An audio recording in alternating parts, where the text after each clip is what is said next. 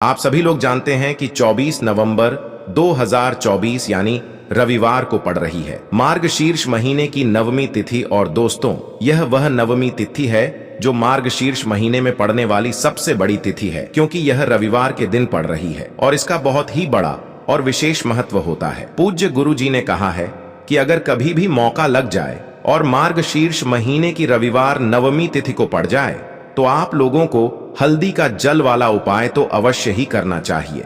इन दोनों का संयोग बहुत कम आता है और इसी के साथ में गुरुजी ने अपनी शिव पुराण कथा में बताया है कि इस दिन आपको हल्दी का जल वाला उपाय तो आपको अवश्य ही करना चाहिए, क्योंकि ऐसा दिन पूरे साल में सिर्फ एक ही बार आता है। और दोस्तों, आप सभी लोग जानते हो कि रविवार नवमी तिथि का अगर सबसे बड़ा कोई उपाय है तो हल्दी का जल वाला उपाय है। तो दोस्तों, इस रविवार नवमी तिथि के दिन आप लोगों को इस हल्दी का जल वाला उपाय को जरूर करना है। बहुत सारे लोग होंगे जिन लोगों ने इस उपाय को ना किया हो, मतलब पूरा साल निकल गया, उन्होंने किसी भी दिन इस हल्दी का जल वाला उपाय को ना किया हो। पर दोस्तों, आपके पास एक आखिरी मौका बचा हुआ है जो कि 22 अक्टूबर के दिन है। तो इस दिन आप लोगों को इस वाले उपाय को जरूर कर लेना है। भले ही आपने पूरे महीने भर इस उपाय को ना किया हो, पर अगर आपने इस मार्गशीर्ष महीने के रविवार नवमी तिथि के दिन अगर इस वाले उपाय को कर लिया तो आपको इस उपाय को करने का वह फल मिलेगा जिसकी आपने कभी कल्पना भी नहीं करी होगी। इसीलिए आप लोग इस वाले उपाय को एक बार जरूर कर लेना है, ताकि आप लोगों के हाथ से यह मौका ना जा सके और आपको इस उपाय को करने का फल मिल सके। दोस्तों, यह उपाय पंडित जी ने अपनी अभी की ही श्री शिव महापुराण की कथा में बताया है, जिस उपाय को आज हम आपको बहुत अच्छे से समझाने वाले हैं। इस वीडियो को देखने के बाद इस उपाय को समझने के लिए आपको कोई और वीडियो को देखने की जरूरत नहीं पड़ेगी। तो चलिए दोस्तों, उपाय को शुरू करते हैं। देखिए, ये इस मार्गशीर्ष महीने के रविवार नवमी तिथि के दिन ये इतना खास होता है, इतना महत्वपूर्ण होता है।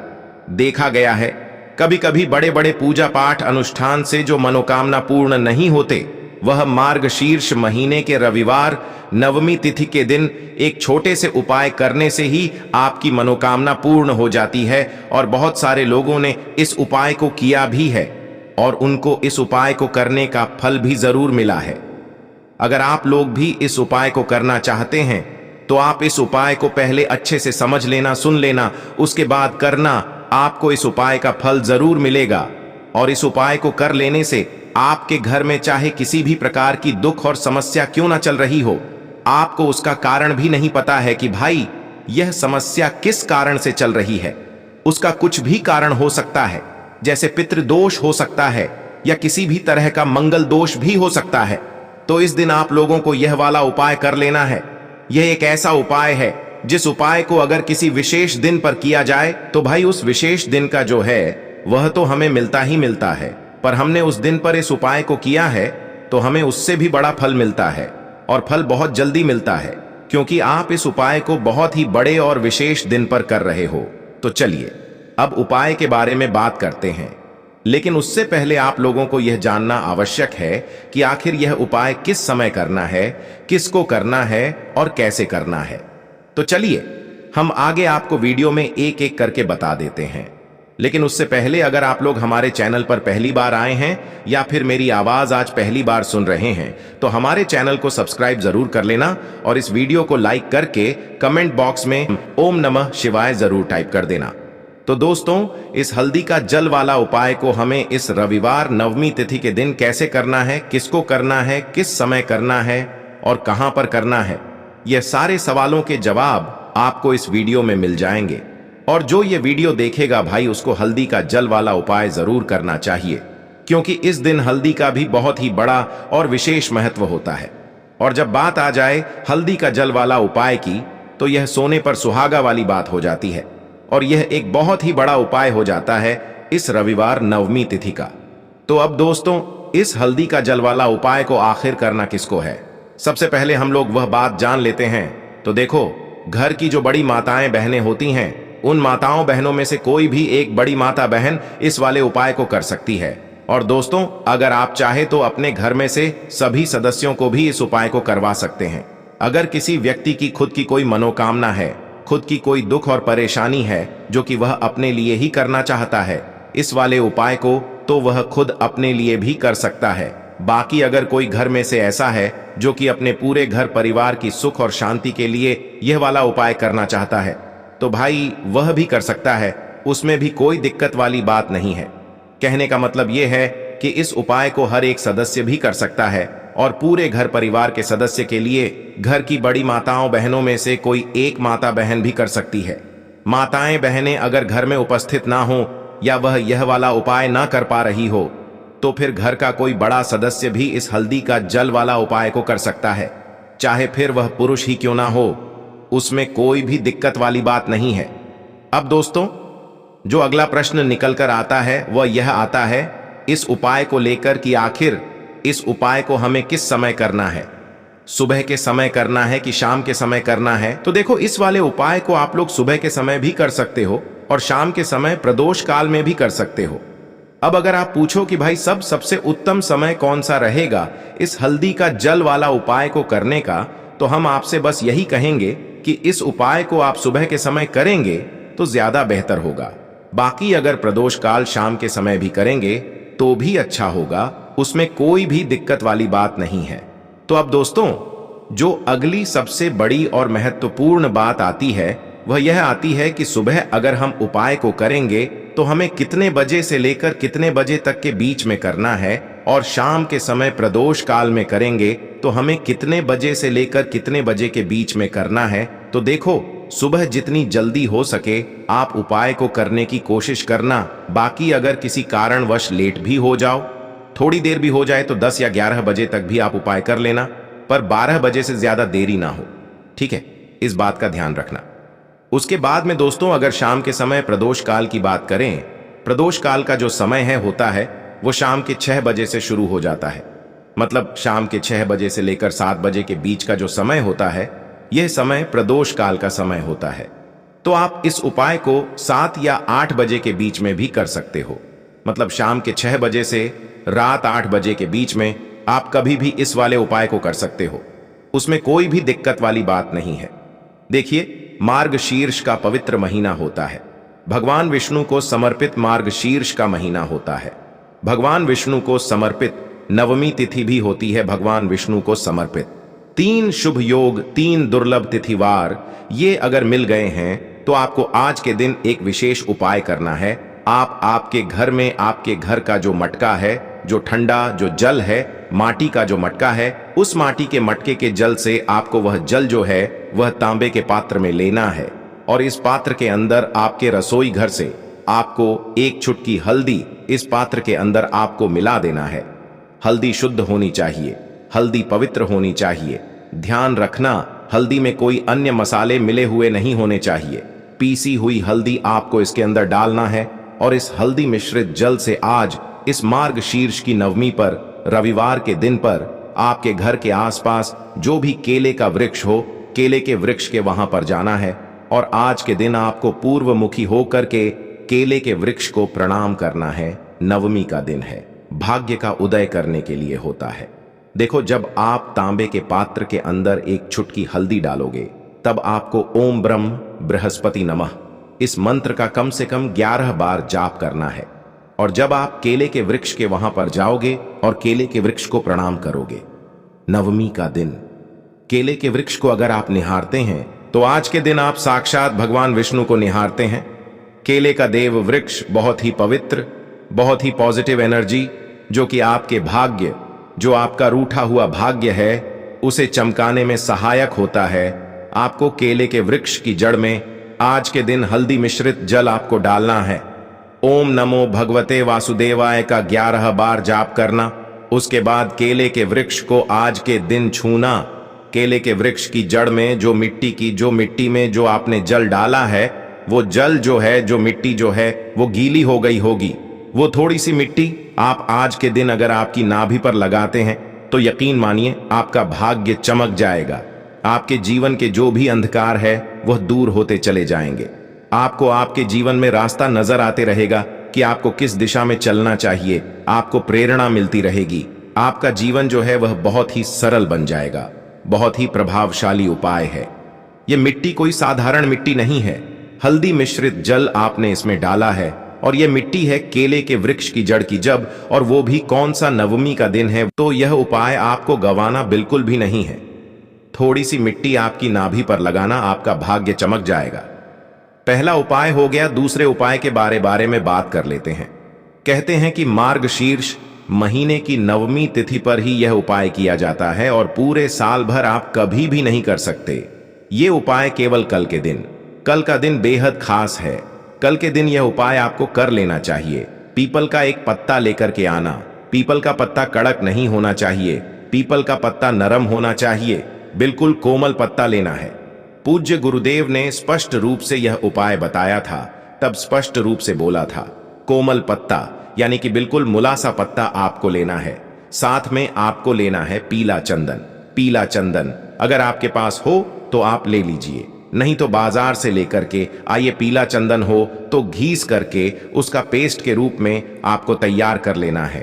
पीपल के पत्ते के ऊपर पीला चंदन आपको रखना है और आपके जीवन में जो भी आप इच्छा व्यक्त करेंगे महादेव से, वह इच्छा आपकी परिपूर्ण होगी। आपके रोग जो है वह दूर हो जाएंगे। पीपल के पत्ते के ऊपर देखो, चिकना वाला जो साइड है ना, वहां पर उसके ऊपर आपको पीला चंदन रखना है। भगवान शिव के मंदिर में जाना है और साथ में आपको तांबे के पात्र के अंदर जल लेना है। और कोई भी अगर रुद्राक्ष आपके पास हो, कोई सा भी रुद्राक्ष, किसी भी कोई से भी मुख का रुद्राक्ष हो, वह आपको लेना है। साथ में एक कटोरी लेकर के जाना। खाली कटोरी देखना कैसे करना है, बहुत सुंदर सा उपाय है। उपाय कल के दिन आपको करना है।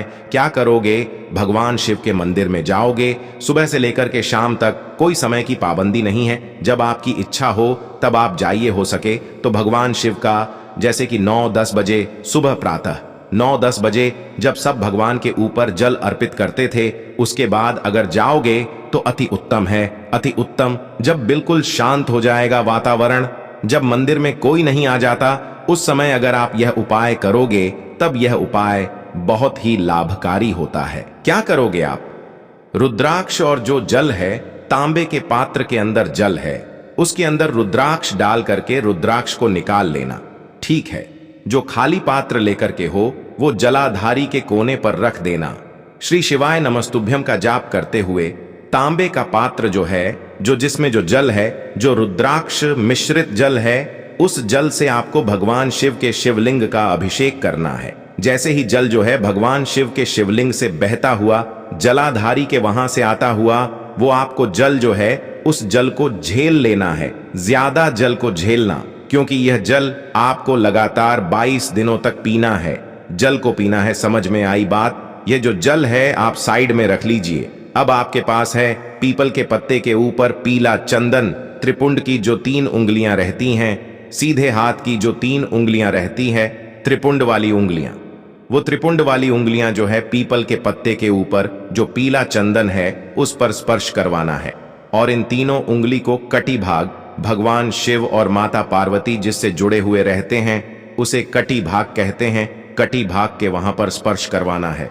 फिर उसके बाद आपको माता अशोक सुंदरी वाला जो स्थान है वहां पर स्पर्श करवाना है। आगे आपको बात समझ में। अब आप क्या करोगे ध्यान रखना। कटी भाग पर टच करवाया, फिर माता अशोक सुंदरी वाले स्थान पर टच करवाया। अब जो पीला चंदन है उस पीले चंदन को वापस से निकालना है। कटी भाग वाला भी पीला चंदन निकालो और उसके बाद माता अशोक सुंदरी वाले स्थान पर जो पीला चंदन है उसे वापस से निकालोगे। उसके बाद जो पीपल के पत्ते के ऊपर जो पीला चंदन है उसी के अंदर यह आपको वापस से मिला देना है। जितना भी निकल जाए, ऐसा नहीं है कि पूरा ही निकालना है। 70 पर में निकल जाए, 80 पर भी निकल जाए, जितना पीला चंद आप वापस से निकाल करके लेकर के आओगे अति उत्तम रहेगा। आपको क्या करना है? पीले चंदन के ऊपर जो पीपल का पत्ता है उसी के ऊपर आपको यह रख देना है। अब यहां पर एक चीज समझना, ये जो जल आपने झेला है और यह पीपल के पत्ते के ऊपर यह जो चंदन है, यह दोनों घर पर लेकर के आना। आप भगवान शिव से आग्रह करना कि ये जो मेरी बीमारी है यह दूर हो जाए, मेरी जो मनोकामना है यह परिपूर्ण हो जाए। ऐसी कामना करते हुए घर पर आ जाना। अब उसी दिन से आप क्या करोगे? जिस भी व्यक्ति को नेत्र संबंधित कोई परेशानी हो, जिस भी व्यक्ति को कंठ संबंधित कोई परेशानी हो, जिस भी व्यक्ति को कोई भी परेशानी हो, उस व्यक्ति को तिलक करना है पीले चंदन का। लगातार 22 दिनों तक पीले चंदन का तिलक करना है। साथ ही साथ वो जो जल आप झेल करके लाए हो ना, थोड़ा थोड़ा जल 22 दिनों तक एक एक चम्मच भी पियोगे तो 22 दिनों तक लगातार उस व्यक्ति को इस जल का सेवन करना है। उस व्यक्ति की जो भी बीमारी होगी, निश्चित तौर पर वह बीमारी दूर होना शुरू हो जाएगी। नेत्र संबंधित कोई परेशानी है तो नेत्र में भी आप पीला चंदन हल्का सा टच कराना है। बस बस बस यह उपाय करना। यह उपाय केवल और केवल कल के दिन ही किया जाएगा, नहीं तो आप जब यह उपाय करना चाहो तो फिर अगले साल ही यह उपाय होता है। तो विशेष ध्यान रखना, कल का दिन गंवाना नहीं है। हो सके तो कल के दिन यह सुंदर सा प्यारा सा उपाय आप जरूर करना। यह हो गया दूसरा उपाय। अब इस वीडियो में हम आखिरी उपाय के बारे में बात करेंगे, जो कि है तीसरा महा उपाय, द्विजेश महादेव का उपाय। बहुत प्यारा सा उपाय है। इस उपाय की करने के लिए मात्र आपको तांबे के पात्र के अंदर जल लेना है। इस जल को कैसे आपको चढ़ाना है, पहले यह समझिए। यह भी वैशाख के पवित्र महीने में ही यह उपाय किया जाता है। तो कल के दिन आप नवमी तिथि के दिन यह उपाय कर सकते हैं। तांबे का पात्र लेना, उसके अंदर जल भरना, पूरा जल भर लेना। ठीक है, अब आप क्या करोगे, भगवान शिव के मंदिर में जाओगे। अब यहां पर देखो, शिवलिंग है, जलाधारी है। यहां से जलाधारी के यहां से जल आपको डालते हुए आना है और उसके बाद शिवलिंग पर नहीं डालना है, पूरे गोल घूम जाना है। आपको पार्वती माता के हस्त कमल के वहां पर पूरा जल डालते हुए आपको वापस से जलाधारी के वहां पर आ जाना है, कोने तक। ठीक है, अब आप क्या करोगे, यहां से वापस से देखो, जल की धारा टूटनी नहीं चाहिए। यहां से वापस से जल आप लेते हुए जाओगे और भगवान शिव के शिवलिंग पर द्विजेश महादेव के नाम से आप अर्पित कर दोगे। यह बिल्कुल नया उपाय है जो आपकी भाग्य की, यह बिल्कुल नया उपाय है जो कि आपकी मनोकामना परिपूर्ण करेगा। और यह उपाय केवल और केवल मार्ग शीर्ष महीने की रविवार नवमी तिथि में ही किया जाता है। तो यह उपाय भी कल के दिन आप कर सकते हैं। मनोकामना पूर्ति के लिए बहुत खास ये उपाय है। तो 5 बार घुमा देना है, मतलब आरती करना है, और घुमाने के बाद आपको उसी काली मिर्च को दीपक में डाल देना है और वहीं पर बैठकर हाथ जोड़ करके आंख बंद करके आपको जो भी आपके जीवन में समस्याएं हैं, घर से लक्ष्मी जी का निवास नहीं है, घर में लक्ष्मी जी प्रवेश नहीं कर रही है, और भी जीवन में जो भी समस्याएं हैं, तो उस समय आपको विनती करनी है। ठीक है, अब इसके बाद यदि आपके घर के आसपास कहीं बेलपत्री का पेड़ नहीं है तो आपको इन सब चीजों को लेकर चले जाना है शंकर जी के मंदिर में, और शिव जी के मंदिर पहुंचकर आपको क्या करना है, आपको इसी एक दीपक को, आपको शंकर जी के मंदिर की जो चौखट होती है ना, वहां पर आपको इस दीपक को जलाना है।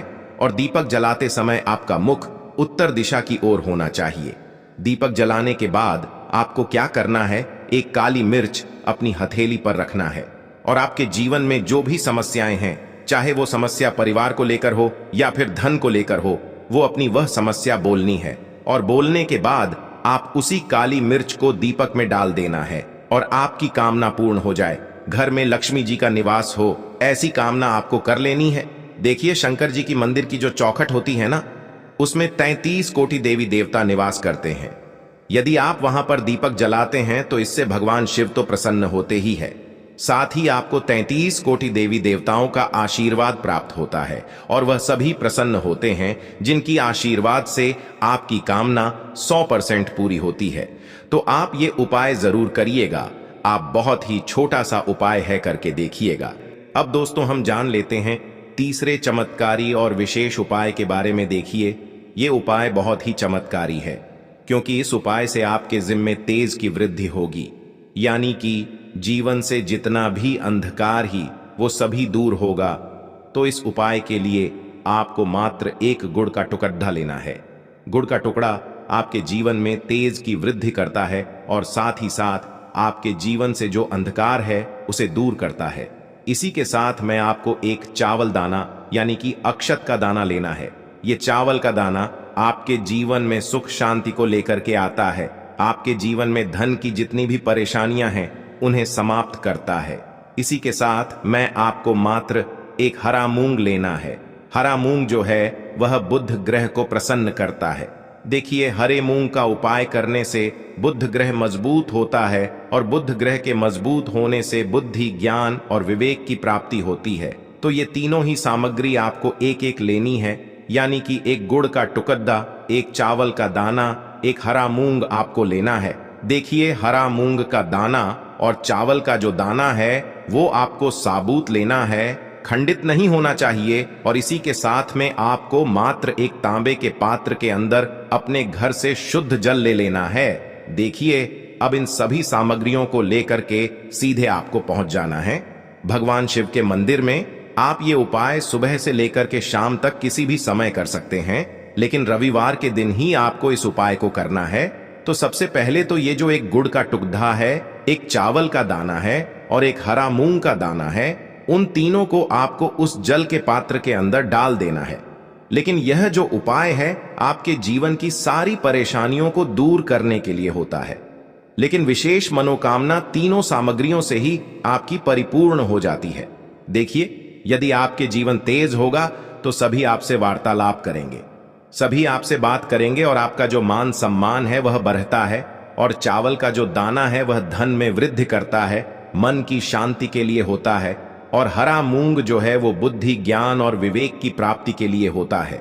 अब देखिए, यह जो एक पात्र है, इससे आपको भगवान शिव के शिवलिंग पर धीरे धीरे अर्पित कर देना है। श्री शिवाय नमस्तुभ्यम इस मंत्र का जाप करते हुए और तुम रुकेश्वर महादेव का मन में स्मरण करते हुए। लेकिन तुम रुकेश्वर महादेव का स्मरण करने से यह जो उपाय है और अधिक प्रभावशाली हो जाता है। तो तुम रुकेश्वर महादेव का स्मरण करते हुए यह उपाय करने से आपके जीवन में जो भी अशांति है वह सभी दूर हो जाएगी। तो इस प्रकार से आपको ये सुंदर सा उपाय कर लेना है। इसके बाद बात करते हैं तीसरे उपाय की। देखो, ये उपाय बहुत ही अचूक उपाय है जो आपको करना है। देखो, इस उपाय के लिए आपको 2 दीपक लेने हैं। देखो, दोनों दीपक आपको मिट्टी के दीपक लेने हैं। उसके बाद आपको दोनों दीपक को प्रज्वलित करने के लिए आपको लंबी बाती लेनी है और ये दीपक घी और सरसों के तेल से दीपक प्रज्वलित करने हैं। ये सब लेने के बाद आपको लेना है एक कटोरी में कच्चा दूध थोड़ा सा लेना है। उसके बाद आपको लेना है 1 लोटा जल। देखो, गुरुजी ने इस उपाय के लिए बताया है कि ये उपाय आपको प्रदोष काल में करना है। कहते हैं कि बेलपत्र के वृक्ष में प्रदोष काल के समय में महादेव वास करते हैं।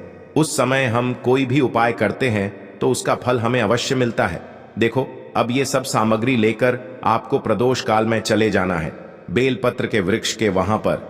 देखो, वहां पहुंच जाने के बाद आपको सबसे पहले बेलपत्र की जड़ में सबसे पहले वो दूध जो आप लाए हैं उसे समर्पित कर देना है। उसके बाद आपको जो 1 लोटा जल जो आप लाए हैं वो आपको धीरे धीरे बेलपत्र की जड़ में समर्पित कर देना है। उसके बाद आप जो दीपक लाए हो, दोनों दीपक को आपको बेलपत्र की जड़, बेलपत्र की तरफ मुंह करके बाती का आपको 1 दीपक घी का और 1 दीपक तेल का प्रज्वलित कर देना है। और आपकी जो भी मनोकामनाएं हैं वो महादेव को बोलना है। देखो, गुरुजी ने कहा रविवार के दिन पर बेलपत्र की जड़ में दीपक प्रज्वलित कर देता है, महादेव उसकी सभी मनोकामना पूरी कर देते हैं। देखिए दोस्तों, आज के इस वीडियो में हमने आपको रविवार के दिन किए जाने वाले 3 बहुत ही सुंदर से उपाय बताए हैं। जो भी आपके लिए उचित है, सरल है, उसे आप कर सकते हैं। यदि उपाय से जुड़ा किसी भी प्रकार का सवाल है तो कमेंट में पूछ लें। उपाय को करते समय आप किसी भी प्रकार की गलतियां ना करें। अगर आपको हमारी वीडियो पसंद आए तो हमारे इस चैनल को सब्सक्राइब जरूर करें। हर हर महादेव।